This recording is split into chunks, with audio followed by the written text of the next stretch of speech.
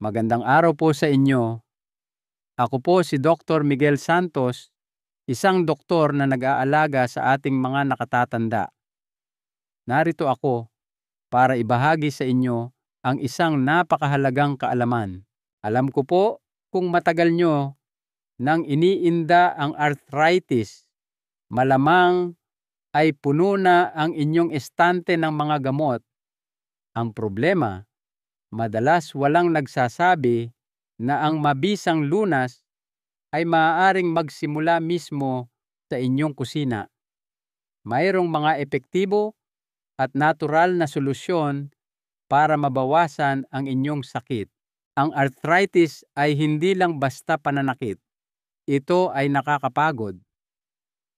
Ang araw-araw na pakikibaka sa naninigas na kasukasuan, ang hirap sa pagbangon sa umaga, at ang sakit na pumipigil sa inyo na gawin ang mga simpleng bagay na dati ninyong kinagigiliwan, lahat yan ay nakakapanghina. Kung nasanay na kayo sa pagtanggap na lang dito, nais kong malaman ninyo na mayroon pang ibang mga paraan. Marami ang hindi nakakaalam na ang mga pagkaing kinakain ninyo araw-araw ay may malaking epekto sa inyong pakiramdam.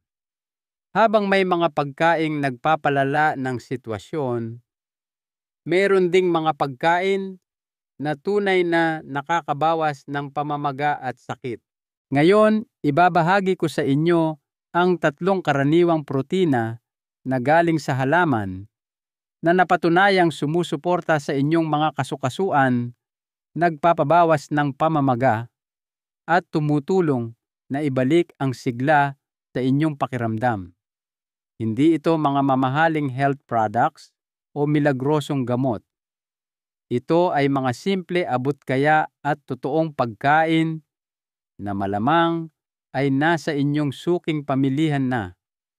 Kung pagod na kayo sa basta na lang pagtitiis sa inyong arthritis at handa na kayong gumawa ng maliliit na pagbabago na may malaking epekto, simulan na natin. Una, ang lentils. Pag-usapan natin ang lentehas. Alam ko po maaaring hindi gaanong kaakit-akit pakinggan ang lentehas. Hindi ninyo ito makikita na sikat sa mga food page sa social media at hindi ito magarbo o nakabalot sa magagandang pakete.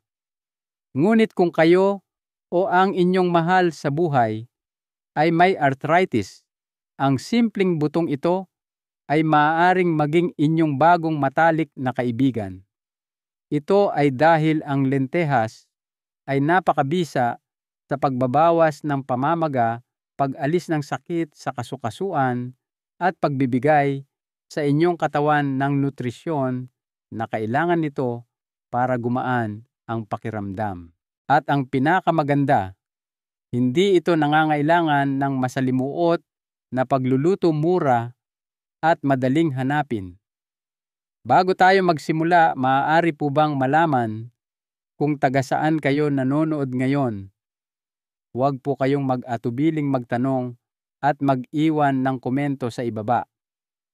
Tandaan ding i-click ang subscribe button at i-on ang notifications para hindi ninyo mapalampas ang mga mahahalagang payo sa kalusugan. At gusto kong malaman kung kasama ko kayo ngayon. Kung nakaka-relate kayo sa bidyong ito, i-type ang 1 sa comment section. Kung hindi, i-type ang 0. Bakit nga ba lentehas? Bakit ito napakabisa para sa arthritis? Simulan natin sa pinakapundasyon, ang protina.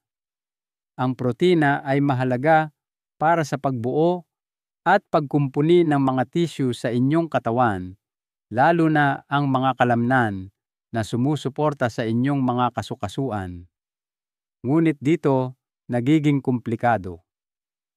Maraming karaniwang pinagkukunan ng protina tulad ng pulang karne ay maaaring magpalala pa ng pamamaga sa katawan.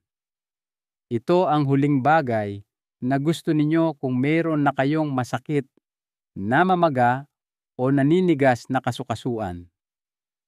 Sa kabilang banda, ang lentehas ay nagbibigay ng lahat ng benepisyo ng protina nang hindi pinalalala ang inyong mga sintomas. Sa katunayan, maaari pa nitong pabutihin ang inyong pakiramdam. Ang protinang ito na galing sa halaman ay kakampi ng inyong katawan, hindi kalaban. Ngunit ang benepisyo ng lentehas ay hindi lang nagtatapos sa protina. Isa pang mahalagang sangkap nito ay ang magnesium na sagana rito. Ang magnesium ay isang bitamina na karamihan sa mga tao, lalo na ang mga nakatatanda, ay hindi nakakakuha ng sapat. Ngunit mayroon itong malaking epekto sa kung paano kinokontrol ng inyong katawan ang pamamaga. Isipin ninyo ang magnesium bilang natural na muscle relaxant ng inyong katawan. Binabawasan nito ang paninigas, pinapaluwag ang mga kasukasuan, at sa ilang kaso, pinapagaan pa ang pananakit ng nerbiyos. Kung naranasan ninyo na ang umaga na kahit anong stretching ang gawin ninyo, ay ayaw talagang lumuwag ng inyong mga kasukasuan, maaaring magnesium ang kulang sa inyo. Sunod naman ay ang potassium. Hindi ito gaanong naiisip ng marami pagdating sa arthritis, pero mas mahalaga ito kaysa sa inaakala ninyo. Tinutulungan ng potassium ang katawan na alisin ang labis na asin na nagdudulot ng bloating, water retention, at lalong pamamaga ng kasukasuan, lalo na kung kumakain ng mga processed foods. Kung pakiramdam ninyo ay manas ang inyong mga kamay o tuhod, maaaring ito ang dahilan. Ang pagkakaroon ng sapat na potassium tulad ng mula sa lentehas ay tutulong sa inyong katawan na natural na bawasan ang pamamaga at ilabas ang sobrang asin. Kapag nabawasan ang pamamaga, nababawasan din ang sakit. Ganoon lang kasimple. Bukod pa rito, ang lentehas ay isang malakas na pinagmumulan ng fiber. Ano naman ang kinalaman ng fiber sa arthritis? Marahil ay tanong ninyo. Malaki po. Ang biglaang pagtaas ng blood sugar ay maaaring magpalala ng pamamaga. Kapag kumakain kayo ng mga pagkaing nagpapataas ng inyong blood sugar, naglalabas ang inyong katawan ng mga inflammatory molecules. Ang resulta, dagdag na pananakit, paninigas, at pamamaga ng kasukasuan. Ngunit pinapabagal ng fiber ang pagsipsip ng asukal sa katawan na nagreresulta sa mas matatag na antas ng blood sugar sa buong araw.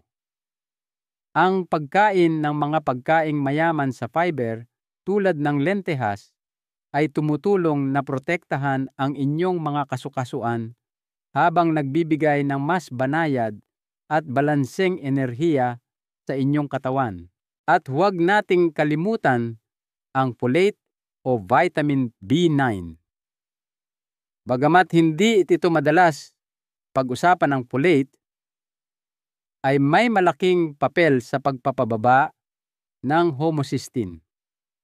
Ito ay isang uri ng amino acid sa inyong dugo, at ang mataas na antas nito ay iniuugnay sa pananakit at pamamaga ng kasukasuan.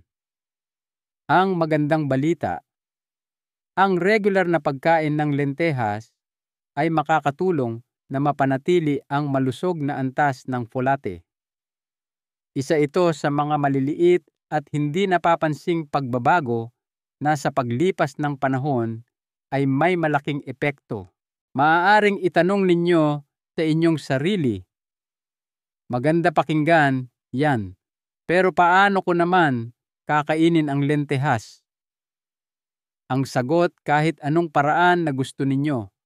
Kahit hindi kayo mahilig magluto, ang lentehas ay napaka-versatile At sa totoo lang, napakadaling ihanda. Pwede itong ihalo sa mga sabaw at nilaga para magbigay ng dagdag na texture at sustansya. Pwede kayong gumawa ng lentil curry gamit ang kaunting pampalasa, sibuyas at bawang.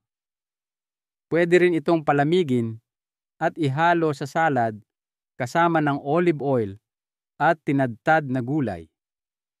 Kung sinusubukan ninyong bawasan ang karne, pwedeng gamitin ang lentehas bilang palaman sa tacos wraps o kahit sa homemade veggie burgers.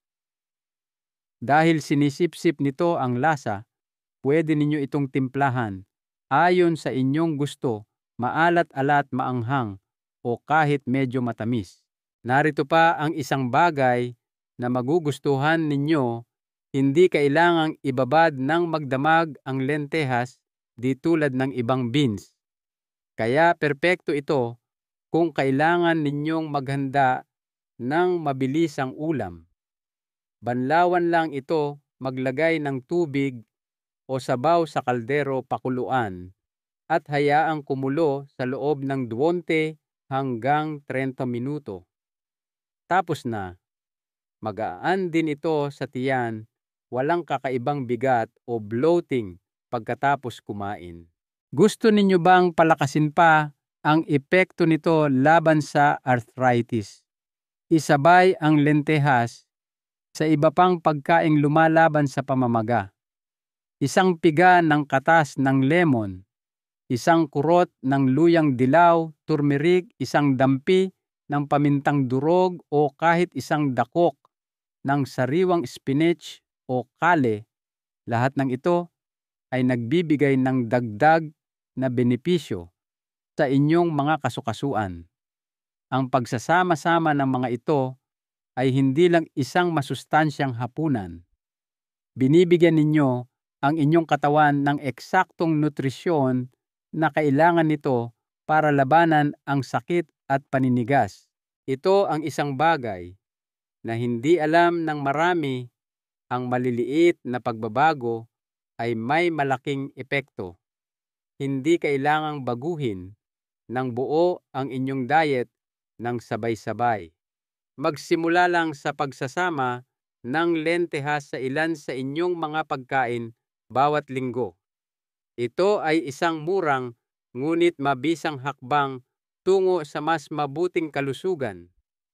At sa totoo lang, minsan ang mga pinakamabisang pagkain ay ang mga pinakamadaling makaligtaan.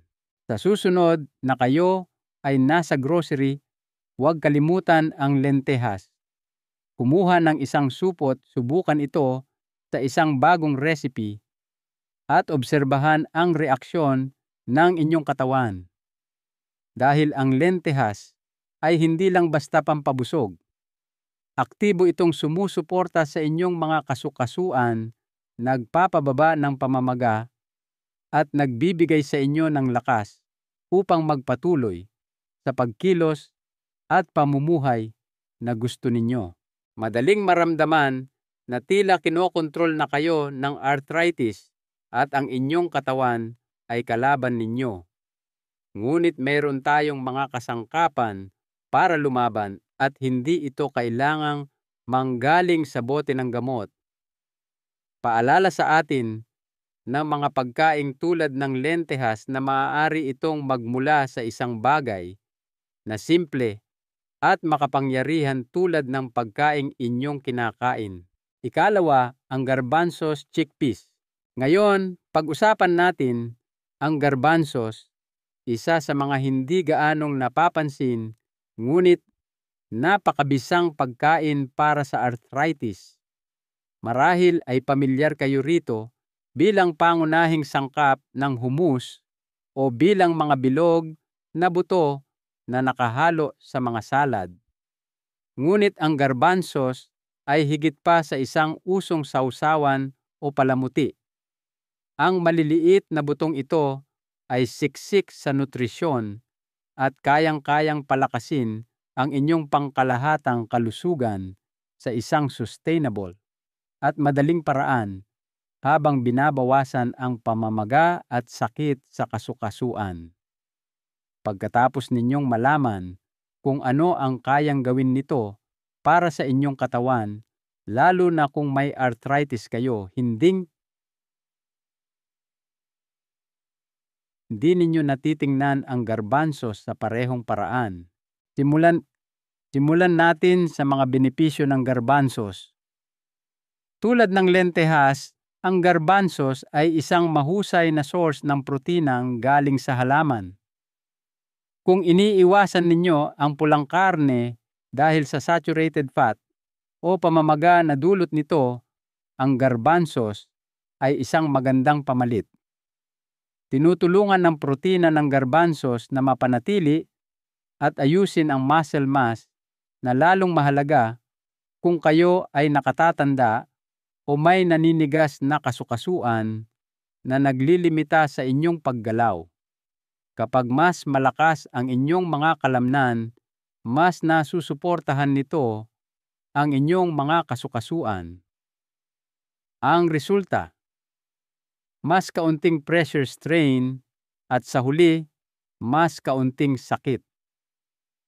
At ginagawa ito ng garbanzos sa isang malinis at plant-based na paraan nang hindi nagpapalala ng pamamaga.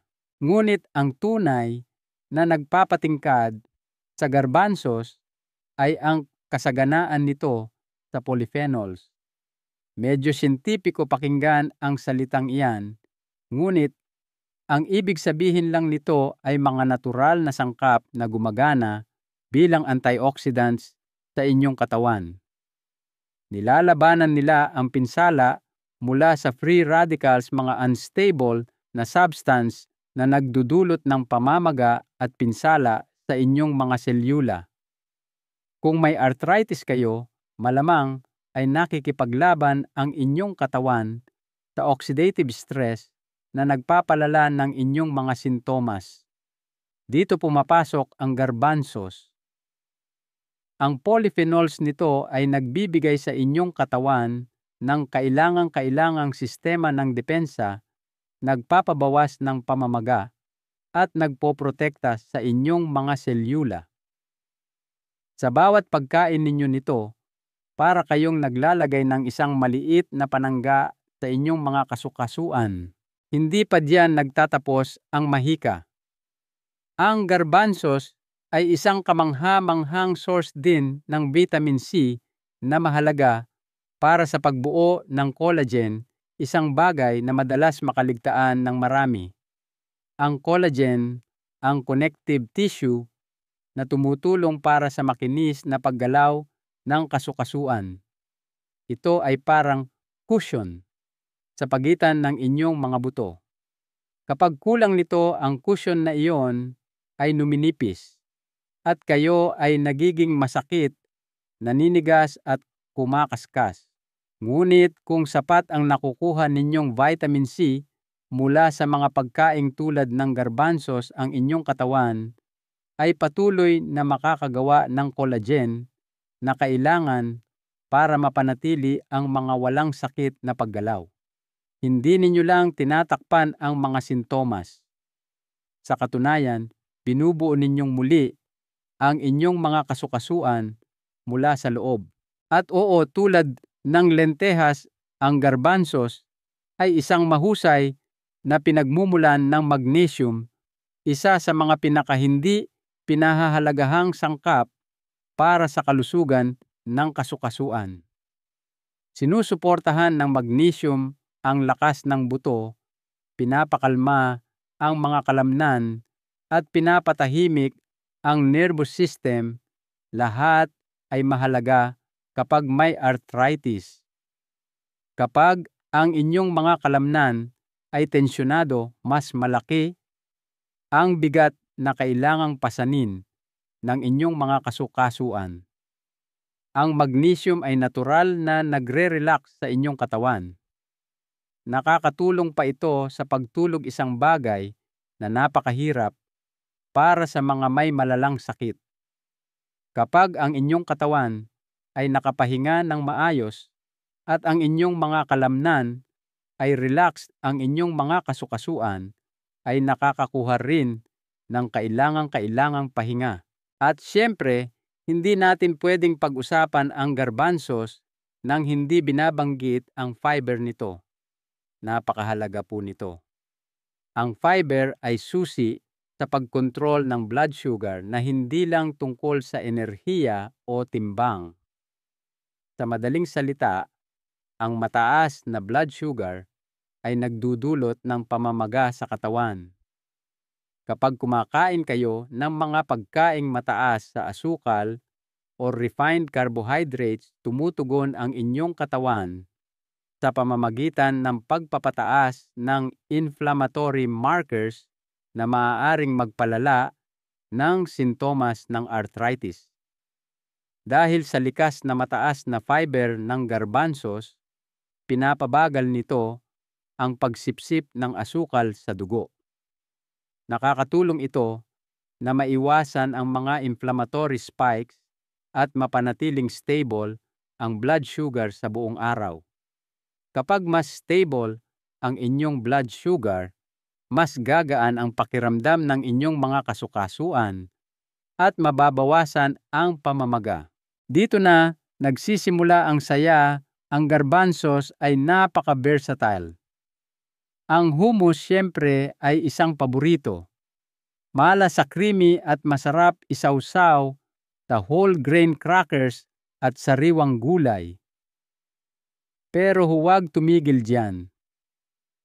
Pwede ninyong i-roast ang garbanzos na may kaunting olive oil at pampalasa para makagawa ng isang malutong at masustansyang merienda na mas malusog kaysa sa chichirya.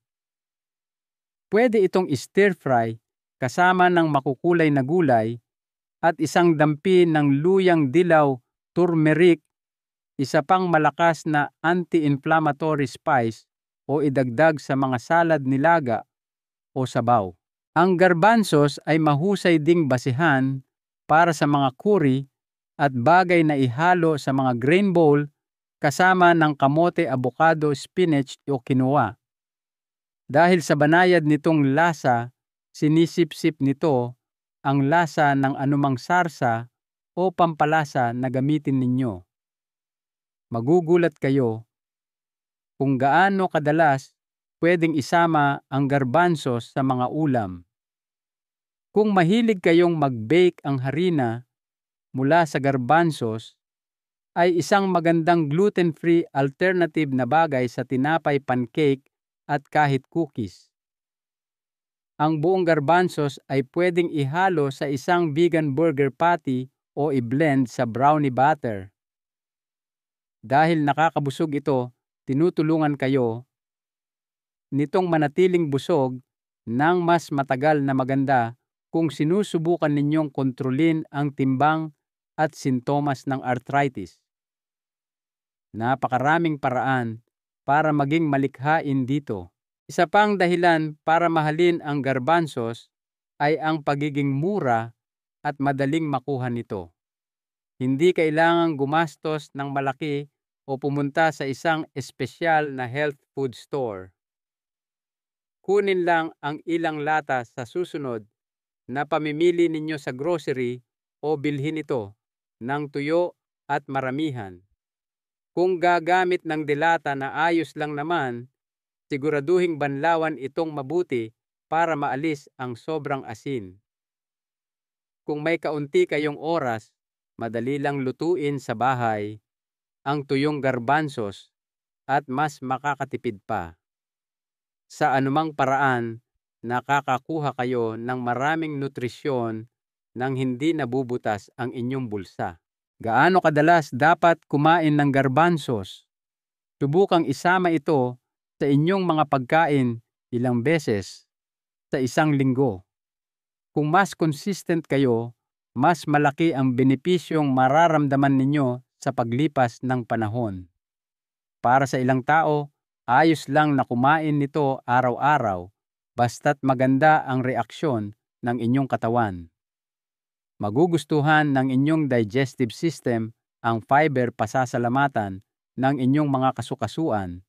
Ang tuloy-tuloy na daloy ng mineral at maaaring maging mas balanse pa ang inyong energy levels.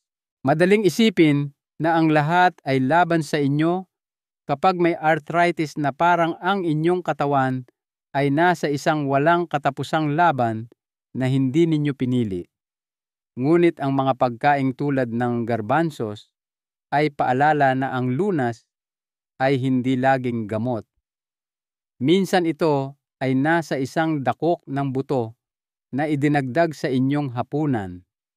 Oo, maliliit sila, ngunit malaki ang kanilang maitutulong. Sa bawat kagat, mayroon kayong pagkakataon na mabawi ang kontrol sa inyong kalusugan.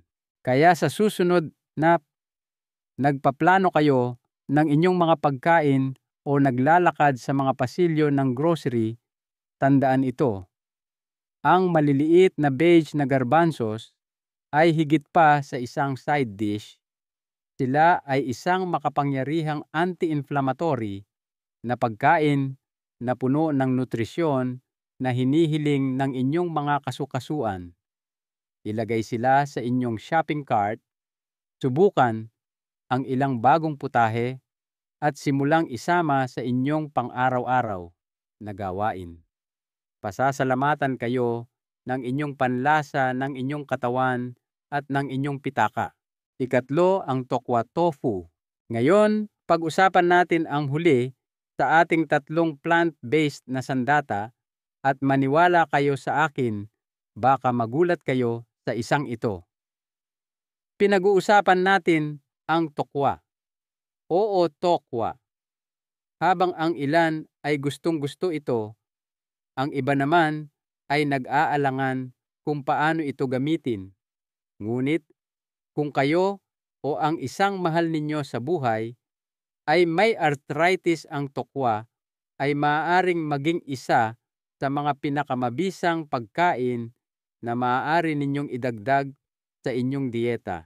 Hindi ito magarbo, ngunit siksik ito sa tamang mga nutrisyon upang makatulong na bawasan ang pamamaga, protektahan ang inyong mga kasukasuan at bigyan ang inyong katawan ng kailangang suporta.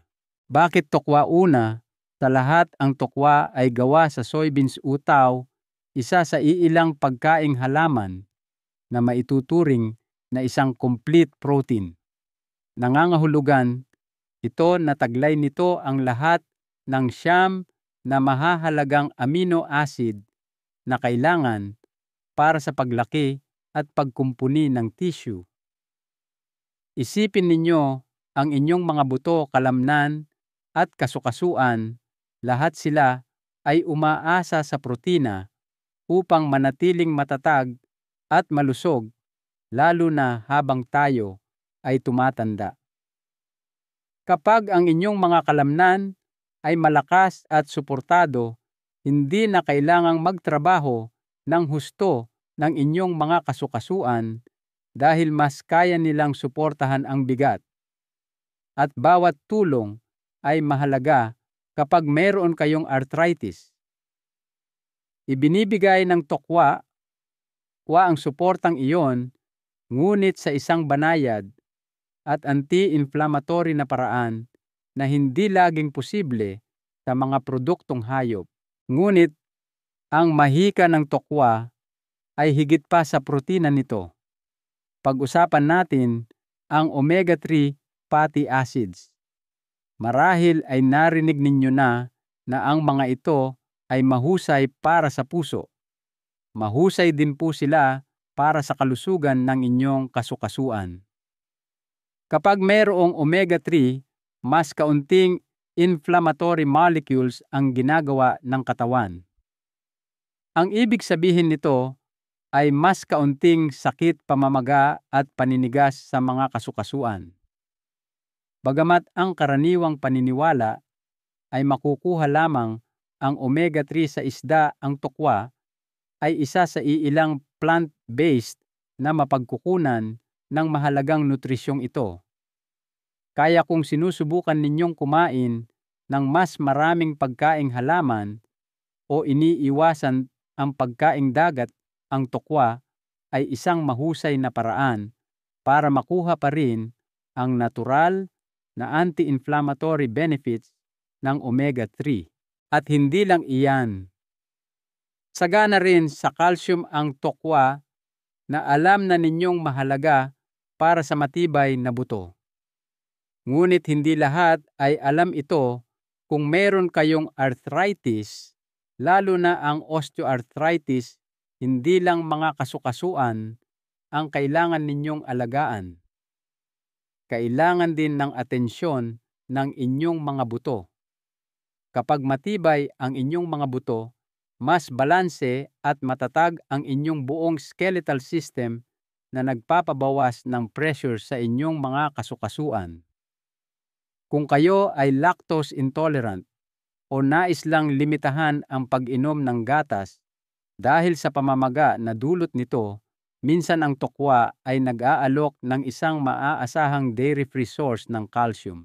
At dito na talaga kumikinang ang tokwa. Maraming produkto ng tokwa ang may dagdag na vitamin D na kasama ng calcium upang palakasin ang mga buto at mapabuti ang pagsipsip nito. Ang benepisyo ng vitamin D ay hindi lang para sa buto. Nakakaapekto rin ito sa kung paano gumagana ang immune system at kung paano kinokontrol ang pamamaga.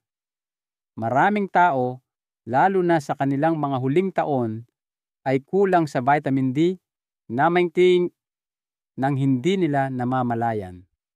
Ang kakulangang ito ay maaaring magpalala ng mga sintomas ng arthritis. Kaya ang pagkuha ng kaunting dagdag mula sa inyong tokwa ay isang simple ngunit matalinong hakbang na dapat ninyong ikatuwa. Hindi pa tayo tapos. May isa pang klase ng nutrisyon na matatagpuan sa tokwa na kailangang isaalang-alang ang isoflavones. Ito ay mga natural na sangkap ng halaman na medyo gumagana tulad ng estrogen sa katawan at matatagpuan sa soy. At huwag po kayong mag-alala, hindi nito guguluhin ang inyong mga hormone. Sa katunayan, ipinakita sa mga pag-aaral na ang isoflavones ay makakatulong sa mga taong may arthritis na mabawasan ang sakit, magkaroon ng mas mahusay na flexibility sa kanilang mga kasukasuan at bawasan ang pamamaga.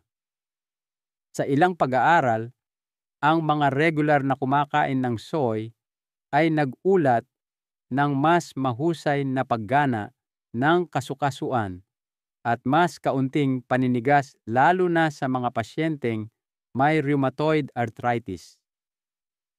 Isa pa itong paraan kung paano matutulungan ng tokwa ang natural na proseso ng paggaling ng inyong katawan. Maaaring itanong ninyo, paano ko naman lulutuin ang tokwa? Hindi ba't medyo matabang ito? At iyan ay isang lehitimong tanong.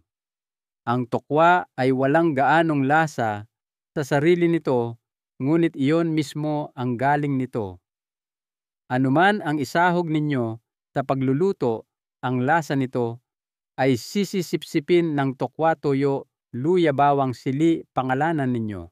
At paano ninyo ito ihahanda? Walang katapusan ang mga paraan.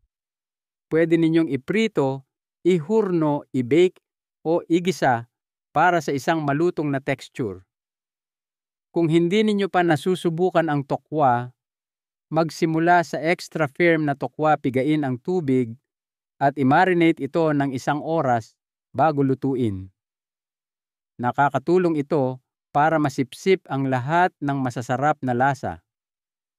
Pagkatapos ihalo ito sa salad curry, ginisang gulay, o kahit sa isang wrap.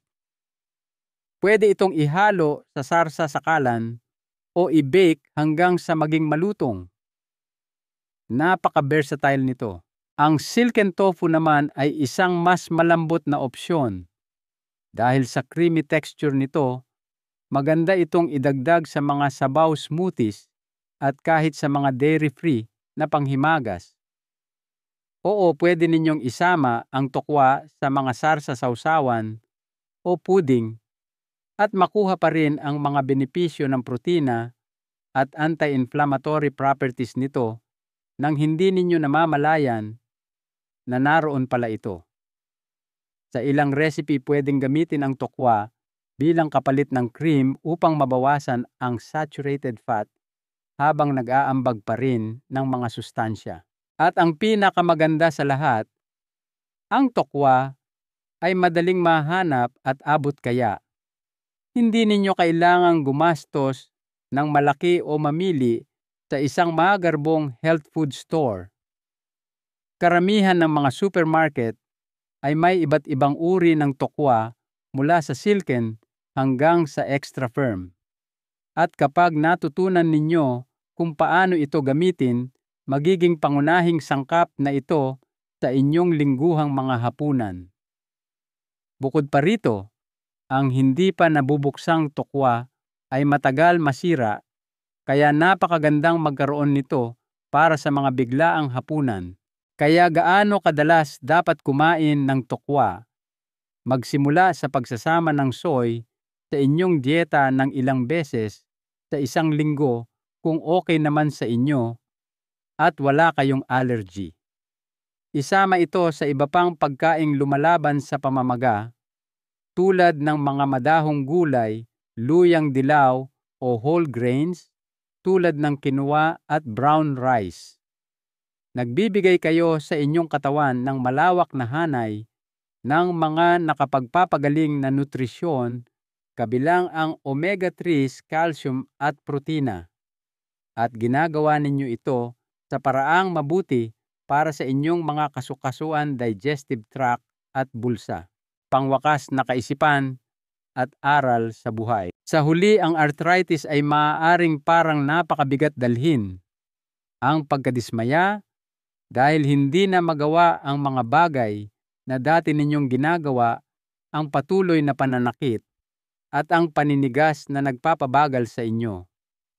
Ngunit ang maliliit na pagbabago tulad ng pagsasama ng tokwa sa inyong mga pagkain ay maaaring magkaroon ng malaking epekto. Hindi ito tungkol sa pagiging perpekto. Ito ay tungkol sa pag-unlad.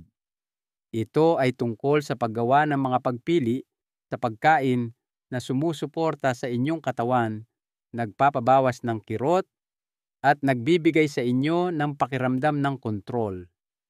At ang tokwa sa kabila ng simpleng anyo nito ay isa sa mga pagkaing iyon.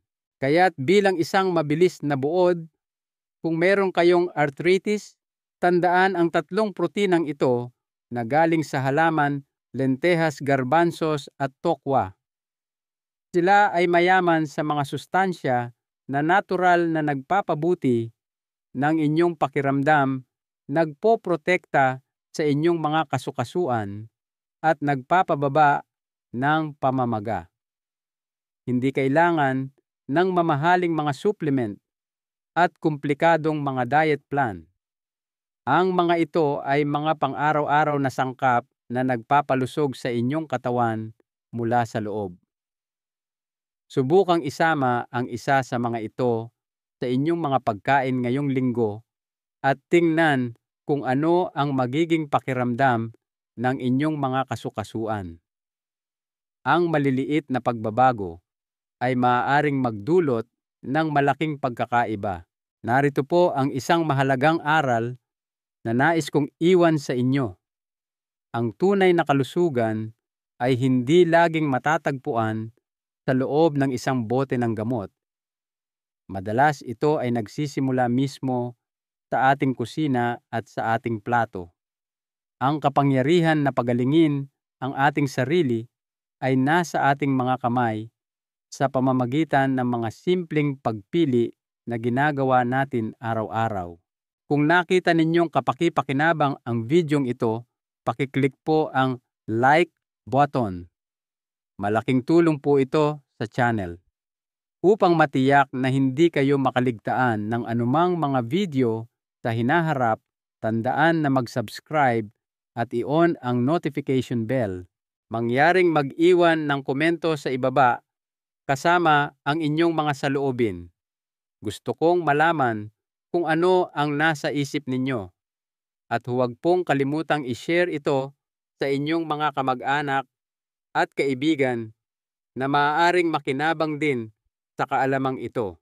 Maraming salamat po sa inyong panonood at sana ay magkita-kita tayong muli sa susunod.